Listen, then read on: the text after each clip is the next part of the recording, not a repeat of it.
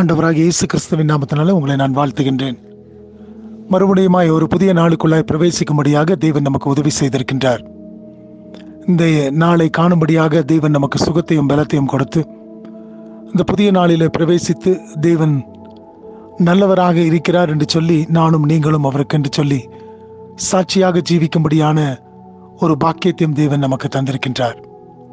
இந்த தேவன் தாமே உங்களுக்காகவும் எனக்காகவும் கல்வாரி சிலுவையிலே தம்முடைய ஜீவனை கொடுத்து இன்றைக்கும் உயிரோடு இருக்கின்றவராய் இருக்கின்றபடியினாலே அவருக்குள்ளாய் நானும் நீங்களும் பிழைக்கின்றவர்களாக இருக்கின்றோம். ஒவ்வொரு நாளையும் நாம் கடத்தும் பொழுது தேவன் பிழைத்திருக்கிறது போல நானும் நீங்களும் அவருக்குள்ளாய் பிழைத்திருக்கின்றவர்களாக இருக்கின்றோம்.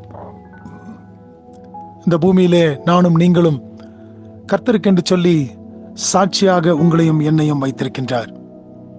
மத்தேயு 5வது அதிகாரம் 14வது வசனத்தை நான் வாசிக்கின்றேன். Matthew chapter 5 verse 14. நீங்கள் உலகத்திற்கு வெளிச்சமாய் இருக்கிறீர்கள், மலையின் மேல் இருக்கிற பட்டணம் மறைந்திருக்க மாட்டாது. இந்த வசனத்தில் நாம் பார்க்கும் பொழுது ஆண்டவர் தம்முடைய பிள்ளைகளை பார்த்து சொல்லுகின்றார். அநேக காரியங்களை அதற்கு முன்பதாக நாம் பார்க்கின்றோம்.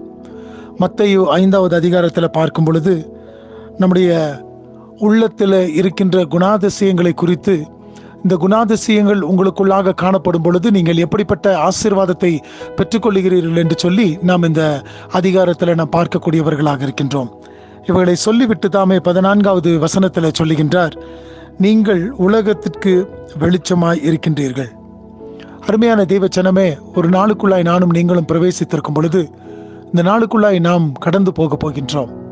இந்த உலகத்திற்குள்ளாய் போகும் பொழுது ஆண்டவர் உங்களையும் என்னையும் பார்த்து சொல்லுகின்றார், நீங்கள் உலகத்திற்கு வெளிச்சமாய் இருக்கிறீர்கள் என்று சொல்லி. வெளிச்சம் என்று சொன்னால் நாம் எல்லாருக்கும் பிரகாசிக்கக்கூடிய ஒரு பொருளாக நாம் காணப்படுகின்றோம். வெளிச்சம் என்று சொன்னால் ஆண்டவராகிய இயேசு கிறிஸ்து ஒளியாய் இருக்கிறது போல அவருடைய பிள்ளைகளாகிய நானும் நீங்களும் அவராகிய ஒளியை இந்த உலகத்திற்கு காட்டக்கூடியவர்களாக இருக்கின்றோம். ஒரு புதிய நாளை துவங்கி இருக்கும் பொழுது இந்த நாளிலே முக்கியமாய் நானும் நீங்களும் செய்ய வேண்டியது இயேசு கிறிஸ்து என்று சொல்லப்படுகின்ற அந்த ஒளியை மற்றவர்களுக்கு காட்டுவது. இயேசு கிறிஸ்து என்று சொல்லப்படுகின்ற அந்த ஒளி நம்மிலே பிரகாசிக்கும் என்று சொன்னால் மற்றவர்களும் அதை பார்த்து ஆண்டவரை அறிந்து கொள்ள முடியும். அது மாத்திரமல்ல, மலையின் மேல் இருக்கின்ற பட்டணம் மறைந்திருக்க மாட்டாது. நீங்களும் நானும் ஒளி கொடுப்போம் என்று சொன்னால் அது என்னாலும் மற்றவர்கள் பார்க்கக்கூடிய விதத்திலே காணப்படுமாம். ஒரு மலையின் மேலே உயரத்தில் இருக்கக்கூடிய பட்டணம் எந்த ஒரு காரணத்தை கொண்டும் எந்த ஒரு பொருளும் மறைத்து போட முடியாது. ஆகினாலே கிறிஸ்துவின் மேல் நாம் கட்டப்பட்டவர்களாய் இருக்கும் பொழுது, கிறிஸ்துவாகிய ஒளியை நாம் பிரதிபலிக்கும் பொழுது நாம் மறைக்கப்பட்டவர்களாக அல்ல, வெளிச்சம் வீசக்கூடியவர்களாக இருக்கின்றோம். ஆகினால இந்த நாளிலும் கூட நாம் ஒரு புதிய நாளுக்குள்ளாய் பிரவேசித்து இந்த நாளுக்குள்ளாய் கடந்து போகும் பொழுது தேவனுடைய வெளிச்சத்தை நான் மற்றவர்களுக்கு நான் தர வேண்டும். மற்றவர்கள் என் மூலியமாக அவரை ஒளியாக இயேசு கிறிஸ்துவை அவர்கள் காண வேண்டும் என்று சொல்லி இந்த விருப்பத்தோடு கூட தானே இந்த நாளுக்குள்ளாய் நாம் பிரவேசிப்போம்.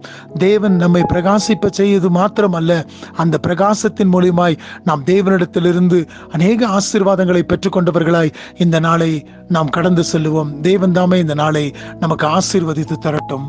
ஆமேன்.